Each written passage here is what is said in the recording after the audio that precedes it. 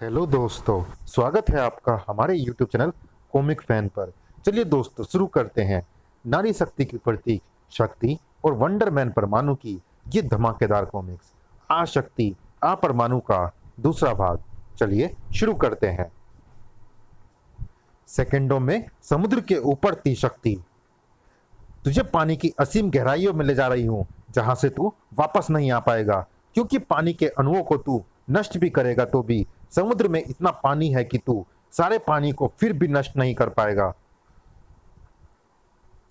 समुद्र तल से 5000 फीट की गहराई के दबाव को हालांकि कोई साधारण शरीर बर्दाश्त नहीं कर सकता और वो बम की तरह फट जाता है, लेकिन इसके शरीर पर तंत्र चुंबकीय सुरक्षा कवच है जो शायद इसके शरीर को विस्फोट से तो बचा लेगा, पर पानी इसकी जान जरूर ले लेगा। और नाश के तू अब कभी सतह पर नहीं आ पाएगा। कहीं वहां बर्थडे पार्टी में मेरी तलाश शुरू तो नहीं हो चुकी होगी। होने वाली थी। डॉक्टर साहब, सबसे पहले केक उसे खिला जाता है जिसे केक खिलाने वाला सबसे ज्यादा प्यार करता है। तरुण का ध्यान अब चंदा की तरफ गया। सबसे पहले केक मैं चंदा को खिलाऊंगा। किसे ढूंढ रहे हो डॉक्टर साहब? चंदा को ममता। मेरा मतलब कि अभी तो यहीं खड़ी थी। मैं आपका मतलब समझती हूँ डॉक्टर साहब। भाभी को भीड़ भाड़ शोर शराबा पसंद नहीं। वो यहीं कहीं होगी, आसपास ही। मैं उसे लेकर आती हूँ। भाभी यहाँ तो कहीं दिखाई नहीं दे रही, कहाँ चली गई? क्या हुआ ममता? तुम तो ऐसे ढूंढ रही हो जैसे तुम्हारा पर्स खो गया हो। पर्स खो जाता तो मिल जाता, पर मैं जानता हूँ वो यहाँ से चली गई होगी। नहीं, ऐसा नहीं हो सकता। आज तक ऐसा नहीं हुआ कि भाभी मुझे कहीं अकेली छोड़कर चली गई हो। मेरी पार्टी में ऐसा हो सकता है ममता। शायद इस केक की तकदीर ही खराब है, जिसे कोई चाहने वाला नहीं मिला। ठहरो, तरुण शायद फेंक ही देता केक को। ये क्या कर रहे हो डॉक्टर साहब? बहुत जल्दी हिम्मत हार बैठे। आप उस मरीज और उसके रिश्तेदारों को कैसे दिलासा देते होंगे जो मौत के करीब होते हैं? इस केक की किस्मत उतनी खराब नहीं है जितना कि आप सोच या समझ रहे हैं। क्या मतलब? वो देखिए, वो रही चंदा भाभी। तो फिर जाओ, चढ़ जाओ सीढ़ियों पर। ओह, थैंक यू ममता। तुमने मेरी हिम्मत को चढ़ने के लिए सीढ़ियां दिखा दी, वरना वो तो दम तोड़ने वाली थी। चंदा, यूं एकांत में बैठी क्या कर रही हो? मैं कब से केक के लिए तुम्हें यहाँ वहां ढूंढ रहा हूँ। तुम्हारे मेहमानों की धक्का मुक्की में फंस गई थी तो यहाँ आ गई। किसी ने सच ही कहा है कि अकेला आदमी भीड़ में भी अकेला होता है। खैर छोड़ो, लो केक खाओ। मुझे दो, मैं खा लूंगी। उफ, अगर थोड़ी देर मुझे यहाँ पहुंचने में और हो जाती तो मेरी तलाश शुरू हो चुकी होती। तरुण से तो बहाना बना देती, पर ममता को जवाब देना मुश्किल होता। अच्छा तरुण, अब मैं चलूंगी क्योंकि शाम हो रही है। मुझे हॉस्पिटल भी जाना है। तरुण को भी चंदा का गिफ्ट देखने की बेसब्री थी। क्या होगा इसमें? रैपर हटाते वक्त तरुण का हृदय उसकी छाती पर चोट करने लगा था, जैसे उसमें चंदा ने कोई गिफ्ट नहीं बल्कि उसकी जिंदगी का फैसला रख दिया हो। उसमें छोटा सा बॉक्स था, लेकिन इस बॉक्स में क्या है? उसे खोलते वक्त उसकी बेचैनी अनायास ही बढ़ गई थी। और आखिर खुल ही गया वो सस्पेंस जिसके लिए उसे एक एक पल एक एक बरस लग रहा था। ये तो उफ, नहीं, ये तो वही लॉकेट है जो मैंने एक दिन चंदा को दिया था। हमारे प्यार की निशानी। इसे खोलकर नहीं देखोगी चंदा? क्यों, कुछ है क्या? इसके एक हिस्से में मैं हूं, दूसरे में तुम। वाऊ, ये लॉकेट इस बात की निशानी है कि हमें कोई जुदा नहीं कर सकता। इसे तुम हमेशा अपने पास रखना चंदा। हाँ, कभी बदकिस्मती से जुदा हो भी गए तो तुम्हारी ये निशानी तो मेरे पास रहेगी। ऐसा दिन नहीं आएगा। तरुण अतीत की दुनिया से बाहर निकला। उस दिन गलत कह गया था मैं। वो दिन आ ही गया। चंदा के पिता जबरन उसे कॉलेज से ले ही गए। जुदा हो ही गए हम। इस लॉकेट की सिर्फ तस्वीरों में ही हम शायद एक रह गए थे, लेकिन चंदा ने इसे मुझे लौटा क्यों दिया? अरे ये क्या? इसमें से वो हिस्सा खाली है जहां चंदा की तस्वीर स्थापित थी। चंदा ने अपनी तस्वीर क्यों निकाल ली? शायद इसलिए कि मैं उसे भूल जाऊं। ओह चंदा, ये तुमने क्या किया? क्यों किया? ऐसी क्या मजबूरी है? प्रतिक्रिया चंदा के चेहरे पर भी उतनी ही थी। वो मजबूरी चंदा नहीं तरुण, वो मजबूरी शक्ति है।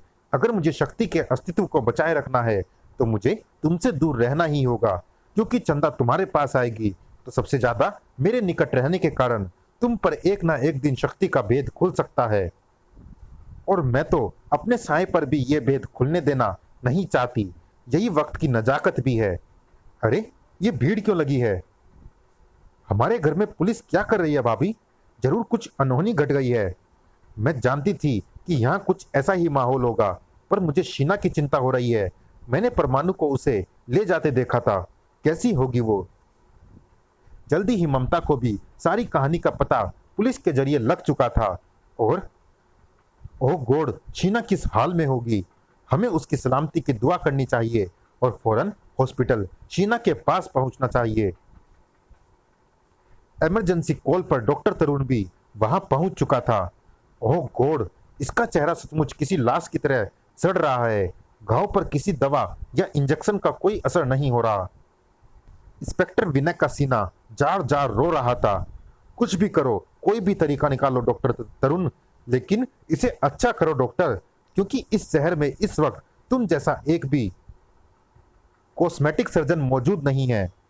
ये नाशकेतु की शिकार हुई है, जिसके शिकार एक व्यक्ति की बाजू मुझे काट फेंकनी पड़ी थी, वरना उसका पूरा शरीर बड़ी तेजी से सड़ता चला जा रहा था। हालांकि इसकी त्वचा भी डैमेज हो रही है, पर इस पर शायद उतनी अधिक ताकत से वार नहीं किया गया है। इसकी स्किन के डैमेज होने की गति उतनी नहीं है। बस यही एक उम्मीद है कि शायद इस बीच में इस डैमेज को रोकने की कोई तरकीब निकाल लूं। और मेरा विश्वास है इंस्पेक्टर विनय कि मैं कोई ना कोई रास्ता ढूंढ निकालूंगा। बस एक बार मुझे बायोप्सी से स्किन के डैमेज होने का कारण पता चल जाए। पता लग गया, हमारे शरीर के पोषण के लिए पर्याप्त एंजाइम्स की जरूरत होती है, जिससे क्षतिग्रस्त कोशिकाओं का निर्माण होता है।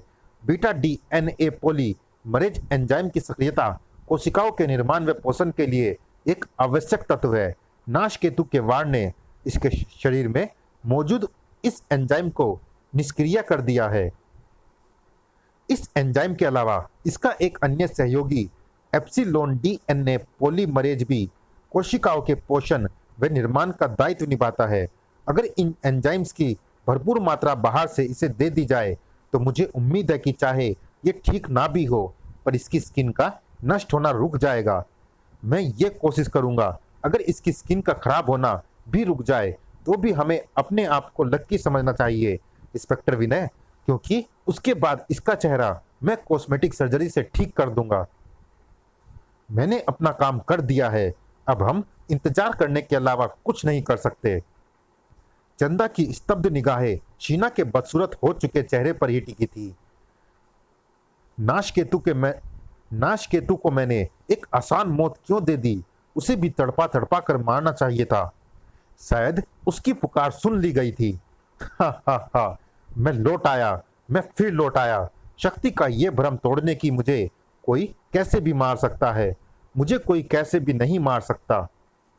मुझ पर बहुत जुल्म ढाए हैं दिल्ली वालों ने, बहुत चिकवाया है मुझे सबने। अब मैं ऐसा कोहराम मचाऊंगा कि हर आदमी चीखेगा, हर औरत चीखेगी, हर बच्चा चीखेगा, शक्ति चीखेगी, परमाणु चीखेगा, सबकी नाक में दम कर दूंगा। अरे ये तो नाशकेतु है, इसे कल टीवी पर देखा था। इसने शेरों के पिंजरे गायब कर दिए, शेर आजाद हो गए। जबरदस्त भगदड़ मच गई। भागो भागो। कहां भागोगे? सारे खूंखार जानवरों को आजाद कर दूंगा। Woof woof. आ परमाणु, आ शक्ति, बचा दिल्ली वासियों को। प्राण। शक्ति और परमाणु के खतरे को देखते हुए महाकेतु ने कहा था कि अब मैं एक जगह पर ज्यादा देर तक ना रुका रहूं, मुझे यहां से जाना होगा। भूर भूरी दीवार में रास्ता बनाकर निकल भागता हूं, क्योंकि अब मैं विनाश के दूसरे मुंह भी खोल दूंगा। सैटेलाइट के जरिए रोबोट की निगाहें हर वक्त दिल्ली के कोने कोने की चौकीदारी करती रहती है। दिल्ली में कोई मुसीबत सिर उठाती है तो वो परमाणु को सूचना देता है। तब घटना स्थल पर आ जाता है परमाणु। ये सब जानवर कैसे आजाद हो गए प्रोबोट? परमाणु, मैंने यहाँ सिर्फ अफरा तफरी मचते देखी। ये सब कैसे हुआ ये मैं नहीं देख पाया। परमाणु जल्दी ही उस अफरा तफरी को शांत कर चुका था। इस हंगामे की जड़ कहाँ है? परमाणु को जड़ की शकल दिखाई पड़ने लगी। ये पिंजरे जर्जर होकर टूटे हैं और ये काम सिर्फ एक ही शख्स कर सकता है, नाश केतु। इस सड़क के नीचे सीवर लाइन है। सड़क को मैं अपने प्रभाव से पोला कर दूंगा। बस का वजन इस पर पड़ते ही ये भुरभुरा कर नीचे बैठ जाएगी। बड़ा हा हा हा हा। परमाणु, क्विक, रोड नंबर 15 पर एक बस सीवर में धंस गई है। ये काम किसका है प्रोबोट? सॉरी परमाणु, मैं फिर उसे नहीं देख सका, मगर मैं जानता हूं सड़क अपने आप नहीं धसी, उसे भुरभुरी किया गया है और ऐसा करने वाला शख्स सिर्फ नाश केतु है। परमाणु आ गया, अब डर काहे का? लेकिन जब तक नाश केतु है डर ही डर है। ये बदली रेल पटरी लोह चूर्ण में, मगर ये टूटकर तब बिखरेगी जब इस पर से ट्रेन गुजरेगी। लो, ट्रेन की व्हीसल भी बज गई। इधर मैंने उसे ढूंढ लिया परमाणु। वो ट्रेन की पटरी के पास से जा रहा है और शायद ट्रेन भी आ रही है। उसने वहां जरूर कुछ गड़बड़ की होगी। मैं आपकी बताई जगह के पास उतर रहा हूं, लेकिन नाशकेतु यहां से जा चुका है। चलिए दोस्तों, इस भाग में इतना ही। ये रोमांचक कॉमिक जारी है, अगले भाग में भी मिलते हैं इसी कॉमिक्स के अगले और अंतिम भाग में। तब तक के लिए धन्यवाद।